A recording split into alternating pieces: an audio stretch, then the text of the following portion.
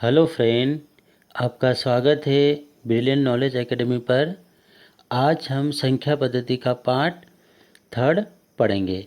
Part 1 और part 2 में हमने कुछ परिभाषाएं देखी थी, है ना, और उसी के आधार पर आज हम उस पर प्रश्न देखेंगे। ठीक है, चलो स्टार्ट करते हैं।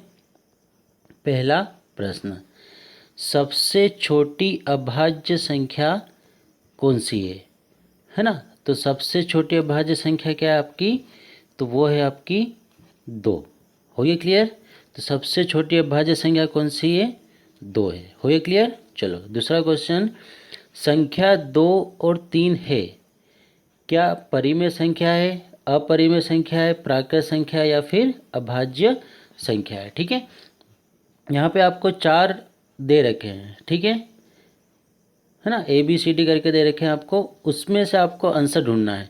तो पहले हम देखते हैं क्या ये परिमेय संख्या है। क्यों, क्योंकि परिमेय संख्या की डेफिनेशन क्या होती है कि जो भी आपकी बटे में होगी, है ना, जैसे 2/3 है, 3/1 है ना। तो देखो 3 यहाँ पर है तो 3/1 भी लिख सकते हो, है ना, लिख सकते हो इसको। तो ये किस में आ गया, आपकी बटे में आ गई, बटे में। और 2 भी आप लिख सकते हो, 2/1। तो ये क्या होगी, एक परिमेय संख्या। तो ये आपकी हो गई सही होगी। हो गया क्लियर। चलो दूसरी देखते हैं यहाँ पर, अपरिमेय संख्या। ठीक है, अब क्या ये अपरिमेय संख्या है क्या, तो आप बोलोगे कि अपरिमेय संख्या हमेशा किस में होती है, अंडर रूट में होती है। किस में होती है, आपकी अंडर रूट में होती है। हो गया क्लियर। तो ये तो अंडर रूट में नहीं है, मतलब ये भी आपका नहीं हो सकता, मतलब ये परिमेय संख्या है पर अपरिमेय संख्या नहीं है। क्या ये प्राकृत संख्या है, तो प्राकृत संख्या 1 से लेके कहाँ तक जाती है, अनंत तक। तो मतलब 1 के बाद यहाँ पे 2, 3, 4, 5 ऐसे कहाँ तक, वो इन्फिनिट तक जाती है। तो मतलब ये भी क्या हो गई, प्राकृत संख्या हो गई।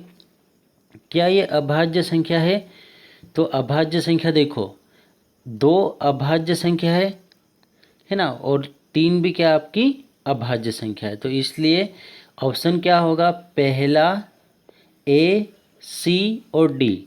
तो A, C और D आपका क्या हो जाएगा, यहाँ पे ये ऑप्शन हो जाएगा। हो गया क्लियर, है ना। तो ये आपको यदि अच्छे से क्लियर करना है तो आप पार्ट 1 और पार्ट 2 आप देख लेना, तो वहाँ से आपकी जो डेफिनेशन है क्लियर हो जाएगी। क्लियर हो गया, इसकी डेफिनेशन क्लियर हो जाएगी कि परिमेय संख्या क्या होती है, अपरिमेय क्या होती है, प्राकृत संख्या क्या होती है, भाज्य संख्या क्या होती है। हो गया क्लियर।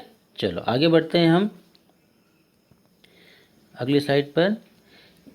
अगला क्वेश्चन है यहाँ पे, इनमें से सत्य नहीं है ना, इनमें से सत्य नहीं है। तो प्रत्येक प्राकृत संख्या एक वास्तविक संख्या है ना। ध्यान रखना, प्राकृत संख्या स्टार्ट होती है 1, 2, 3 से लेकर कहाँ तक, इन्फिनिट तक होती है। वास्तविक संख्या क्या होती है, जो भी परिमेय संख्या है या अपरिमेय संख्या के जो भी समूह होता है उसे हम क्या कहते हैं, वास्तविक संख्या।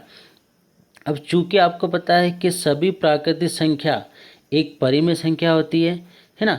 जब ये प्राकृत संख्या एक परिमेय संख्या है तो वास्तविक संख्या भी हो सकती है, मतलब प्रत्येक प्राकृत संख्या क्या होगी, एक वास्तविक संख्या होगी। हो गया क्लियर। तो ये तो आपका क्या हो गया, सही हो गया। प्रत्येक प्राकृत संख्या एक धनात्मक पूर्णांक संख्या है ना। तो प्राकृत संख्या देखो 1, 2, 3 से कहाँ तक होती है, आपकी इन्फिनिट तक। और धनात्मक पूर्णांक संख्या कहाँ से होती है, 1, 2, 3 से लेकर इन्फिनिट होती है। ठीक है, तो हम क्या कह सकते हैं कि प्रत्येक प्राकृत संख्या क्या होती है, एक धनात्मक पूर्णांक संख्या। तो ये भी आपका क्या हो गया, सही हो गया। प्रत्येक पूर्णांक संख्या एक परिमेय संख्या है। हाँ, जितनी भी पूर्णांक संख्या क्या होती है कि माइनस इन्फिनिटी से लेकर कहाँ तक जाती है, वो प्लस इन्फिनिट तक। तो इसके बीच में क्या आएगी, -1 भी आएगा, -2 भी आएगा, ऐसे +1 +2 ऐसे इन्फिनिट तक। मतलब सारी संख्या जो होती है माइनस और प्लस, वो सारी संख्या क्या होती है, आपकी परिमेय संख्या होती है। तो प्रत्येक पूर्णांक संख्या क्या होगी, एक परिमेय संख्या। तो ये भी आपका सही हो गया, है ना। अब डी ऑप्शन देखो कि पाई एक परिमेय संख्या है, तो ये आपका हो जाएगा यहाँ पे गलत। क्योंकि मैंने आपको बताया था कि पाई एक क्या है, आपकी अपरिमेय संख्या होती है ना। पाई क्या है, एक अपरिमेय संख्या। तो इसके कारण यहाँ पे क्या पूछा था आपसे, इनमें से सत्य नहीं है। तो ऑप्शन क्या हो जाएगा आपका यहाँ पे, ठीक है, ऑप्शन क्या हो जाएगा आपका यहाँ पे, डी हो जाएगा। हो गया क्लियर, ठीक है ना। चलो अगली स्लाइड देखते हैं। यहाँ पे अगला क्वेश्चन, इनमें से कौन सी संख्या परिमेय संख्या है। देखो परिमेय संख्या की डेफिनेशन क्या होती है, जो पहले तो बटे में होना चाहिए। हो गया क्लियर, किस में होना चाहिए, बटे में, और जिसका वर्गमूल निकल जाए वो संख्या क्या क्या हो जाएगी, आपकी परिमेय संख्या कहते हैं। अब आपको पता है यहाँ पे पाई क्या आपकी अपरिमेय संख्या है, तो ये तो आपका हो गया गलत। बी क्या अंडर रूट में आ रहा है ना। अंडर रूट वाली जितनी भी संख्या है वो आपकी क्या होगी, यहाँ पे अपरिमेय संख्या होगी। कौन संख्या होगी, आपकी अपरिमेय संख्या। हो गया क्लियर। तो सी भी आपका क्या हो जाएगा यहाँ पे गलत।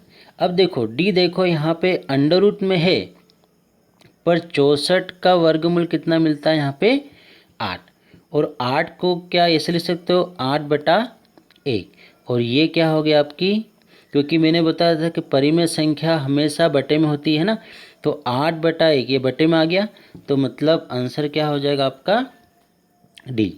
ध्यान रखना आपको इसको समझने के लिए डेफिनेशन का पता होना चाहिए कि परिमेय संख्या क्या होती है, तभी आप ये कर पाओगे, नहीं तो फिर दिक्कत होगी। हो गया क्लियर। चलो आगे बढ़ते हैं हम यहाँ पर अगले क्वेश्चन पे।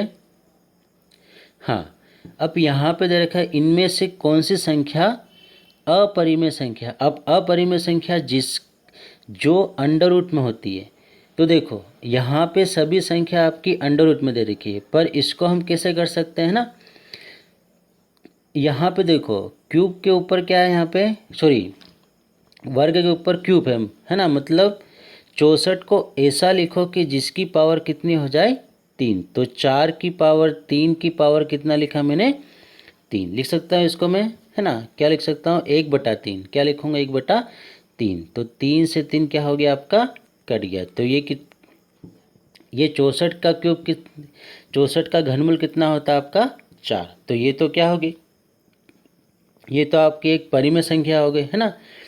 अब 64 क्या होती है, तो 64 किसका होती है, अंडर रूट 64 वो होती है आपका 8 का। हो गया क्लियर। तो ये भी सही हो गई, है ना। ये भी एक ये एक परिमेय संख्या है ना, मतलब ए भी आपकी परिमेय संख्या है और बी भी क्या है, परिमेय संख्या है। अब इसको देखो अंडर रूट के ऊपर क्या है, यहाँ पे 6 है, तो क्या 2 की घात 6 64 होता है क्या, यहाँ पे इसको क्या लिख सकते हो 1/6। क्या 2 की पावर 6 64 होता है क्या यहाँ पर, तो आप यहाँ पे बोलोगे कि देखो ये 4 × 4 × 4 है ना, तो 16। ये भी क्या है आपका, इसको भी आप लिख सकते हो 2 की पावर 6, तो 6 से 6 क्या हो जाएगा कैंसिल, तो यहाँ पे कितना बचेगा आपका 2। तो ये भी हो सकता है ना। तो क्या नहीं होगा आपका यहाँ पे, ध्यान रखना क्या नहीं होगा आपका यहाँ पे, डी वाला ऑप्शन यहाँ पे नहीं होगा। क्यों, क्योंकि यहाँ पे 2 की पावर 4 की पावर 1/4 होना चाहिए, मतलब ये 2 की पावर 4 को अब 64 होगा क्या, नहीं, 2 की पावर कितना होगा यहाँ पे 16 होगा। तो ये आपस में कटेगा नहीं कटेगा, तो इसलिए आंसर क्या हो जाएगा आपका परिमेय संख्या। क्यों, क्योंकि ये आपकी अंडर रूट में ही रहेगी। आगे समझ में, तो इसलिए आपका ऑप्शन क्या हो गया यहाँ पे डी हो गया। क्लियर हो गया। चलो नेक्स्ट क्वेश्चन देखते हैं यहाँ पे। अब आपसे पूछा है कि इनमें से कौन सी संख्या सभाज्य संख्या है। सभाज्य संख्या मतलब जिसका HCF कितना मिलता है आपको 1, है ना। HCF का मतलब क्या होता है कि जब कॉमन आप लोगे तो कॉमन एक ही होना चाहिए। यदि कॉमन एक से अधिक हुआ, ठीक है, तो मतलब वो इसका HCF 1 कभी नहीं होगा। हो गया क्लियर। मतलब जिसमें आप कॉमन निकल जाए तो उसका HCF 1 नहीं होगा, और जिसका कॉमन नहीं निकले उसका HCF कितना होगा 1 होगा। हो गया क्लियर। चलो देखते हैं इसको। यहाँ पे आपको दे रखा है 42 84, क्या ये सभाज्य संख्या है क्या? तो आप बोलोगे कि यहाँ पे क्या निकल गया आपका 42 बाहर, तो बचेगा कितना यहाँ पे 1 और 2, क्योंकि 42 दूना कितना होता है 84। तो क्या ये सभाज्य संख्या हो सकती है? नहीं, क्योंकि इसका एसिब आपको 1 आना चाहिए, पर यहाँ पे तो आपका कॉमन निकल गया, तो इसलिए आपका नहीं हो सकता है। यहाँ से कुछ कॉमन निकल सकता है, तो यहाँ से क्या मिलेगा आपको 7, तो अंदर क्या बचेगा 4 और यहाँ पे 7 बचेगा। तो यहाँ से भी कॉमन मिल गया, मतलब ये भी आपकी सभाज्य संख्या नहीं है।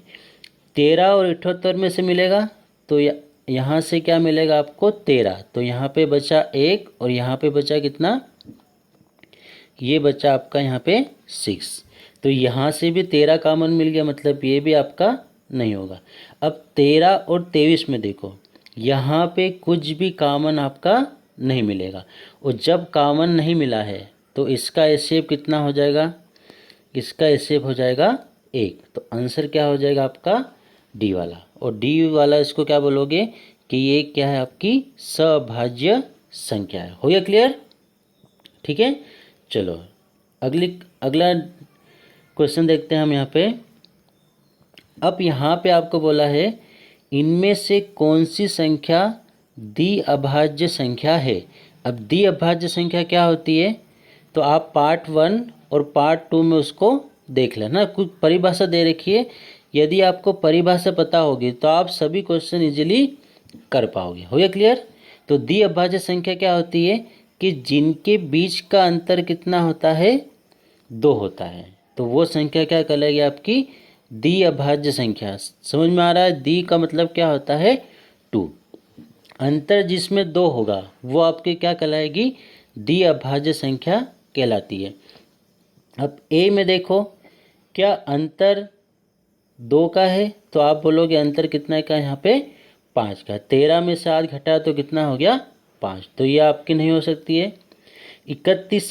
31 में से 17 घटाया तो कितना हो गया आपका 14, तो ये भी आपका नहीं हो सकता है। 15 में से 13 घटाया तो कितना हो गया 2, और 2 अंतर कितना का मिला आपको 2, मतलब यही क्या हो गया आपकी द्विअभाज्य संख्या हो गई। हो गया क्लियर?